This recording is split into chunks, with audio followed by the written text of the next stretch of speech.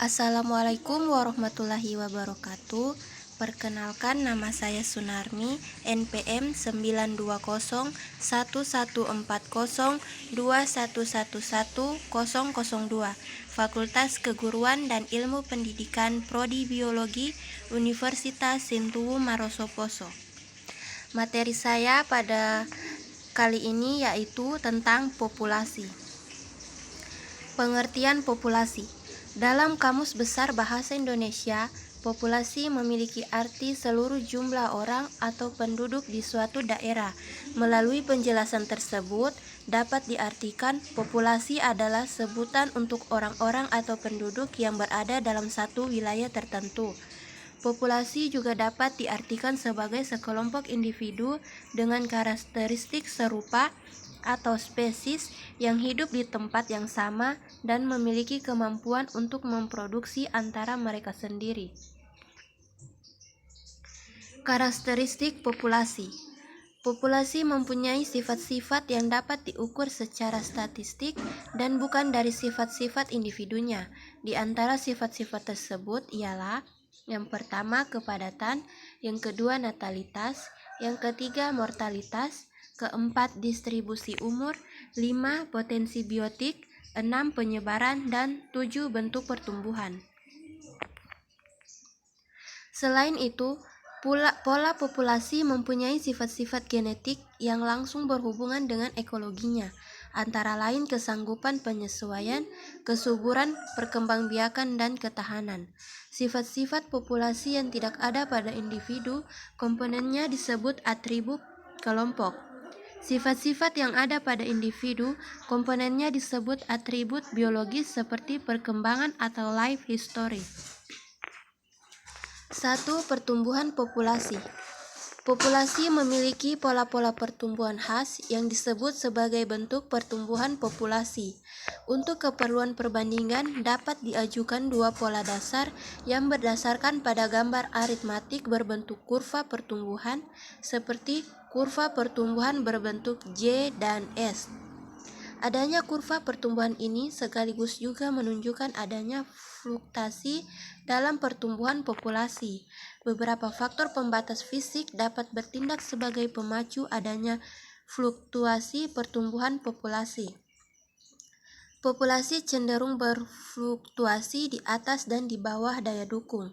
Dengan adanya fluktuasi terjadilah keseimbangan baru meskipun dalam waktu-waktu tertentu saja, seperti populasi musiman dan populasi tahunan. Dinamika populasi. Dinamika populasi dapat juga disebabkan imigrasi dan emigrasi. Imigrasi adalah perpindahan satu atau lebih organisme ke daerah lain atau peristiwa didatanginya suatu daerah oleh satu atau lebih organisme. Di daerah yang didatangi sudah terdapat kelompok dari jenisnya. Imigrasi ini akan meningkatkan populasi.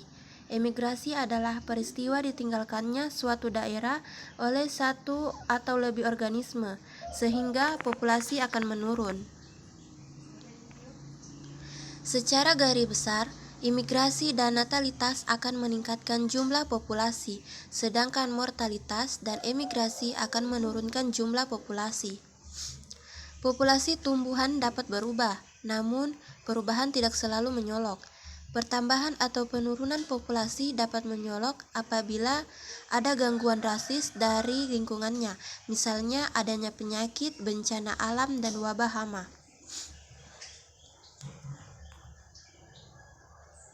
Faktor-faktor kedinamikaan populasi. Faktor-faktor kedinamikaan populasi secara garis besar dapat dikelompokkan dalam dua faktor utama, yaitu faktor yang bergantung pada kepadatan populasi itu sendiri seperti persaingan, pemangsaan, parasitisme, dan lain-lain. Faktor yang tidak bergantung pada kepadatan populasi misalnya iklim, cuaca, bencana alam, dan sebagainya. 1. Pola acak.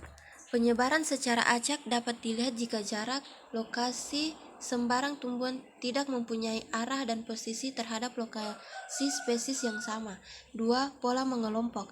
Penyebaran mengelompok atau agregated atau undispersed menunjukkan bahwa hadirnya suatu tumbuhan akan memberikan indikasi untuk menemukan tumbuhan yang sejenis. 3. Pola teratur. Penyebaran teratur jika secara reguler dapat ditemui pada perkebunan agrikultur yang lebih diutamakan efektivitas dan efisiensi lahan. Faktor-faktor yang mempengaruhi pola penyebaran. Faktor yang mempengaruhi pola penyebaran yang mempengaruhi persebaran makhluk hidup di bumi yaitu A. Faktor abiotik yang terdiri dari 1. Iklim. Faktor iklim dapat dikatakan sangat berpengaruh terhadap persebaran makhluk hidup di muka bumi dan didukung oleh beberapa faktor yaitu kelembapan udara, suhu, cuaca, angin, dan curah hujan. 2. Relief atau bentuk permukaan bumi. Bentuk bumi yang tidak rata juga menyebabkan persebaran makhluk hidup. Bentuk bumi yang berbeda-beda menyebabkan suatu daerah dengan daerah yang lain memiliki intensitas cahaya yang berbeda-beda. 3. Kondisi tanah. Hal ini paling berpengaruh bagi tumbuhan, karena jika suatu wilayah mempunyai kondisi tanah yang baik, maka tumbuhan pun dapat dengan mudah tumbuh di sana. Baik atau tidaknya kondisi tanah dipengaruhi oleh butiran tanah, mineral, humus, sirkulasi udara, dan air tanah. Thank you. Wassalamualaikum warahmatullahi wabarakatuh.